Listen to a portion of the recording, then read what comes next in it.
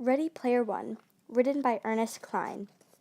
For Susan and Libby, because there is no map for where we are going.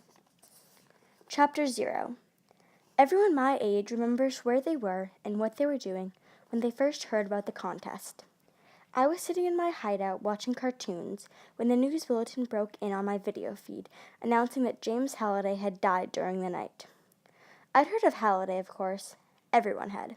He was the video game designer responsible for creating the Oasis, a massively multiplayer online game that had gradually evolved into the globally networked virtual reality most of humanity now use on a daily basis.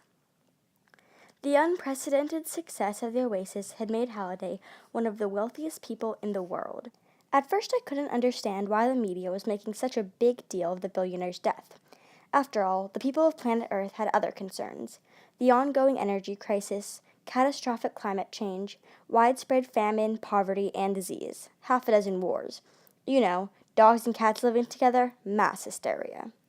Normally, the news feeds didn't interrupt everyone's interactive sitcoms and soap operas unless something really major had happened, like the outbreak of some new killer virus or another major city vanishing in a mushroom cloud. Big stuff like that. As famous as he was, Halliday's death should have warranted only a brief segment on the evening news, so the unwashed masses could shake their heads in envy when the newscasters announced the obscenely large amount of money that would be doled out to the rich man's heirs. But that was the rub. James Halliday had no heirs. He had died a 67-year-old bachelor with no living relatives, and, by most accounts, without a single friend. He had spent the last 15 years of his life in self-imposed isolation, during which time, if the rumors were to be believed, he'd gone completely insane. So the real jaw-dropping news that January morning, the news that had everyone from Toronto to Tokyo crapping in their cornflakes, concerned the contents of Halliday's last will and testament, and the fate of his vast fortune. Halliday had prepared a short video message, along with instructions that it be released to the world media at the time of his death. Had also arranged to have a copy of the video emailed to every single Oasis user that same morning. I still remember hearing the familiar electronic chime when it arrived in my inbox, just a few seconds after I saw that first news bulletin. His video message was actually a meticulously constructed short film titled Anorak's Invitation. A famous eccentric, Halliday had harbored a lifelong obsession with the 1980s, the decade during which he'd been a teenager.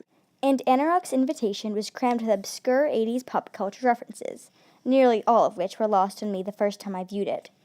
The entire video was just over 5 minutes in length, and in the days and weeks that followed, it would become the most scrutinized piece of film in history, surpassing even the Zapruder film in the amount of painstaking frame-by-frame analysis devoted to it.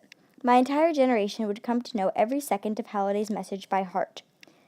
Anorak's Invitation begins with the sound of trumpets, the opening of an old song called Dead Man's Party. The trumpet plays over a dark screen for the first few seconds, until the trumpets are joined by a guitar, and that's when Halliday appears. But he's not a 67-year-old man ravaged by time and illness. He looks just as he did on the cover of Time magazine back in 2014.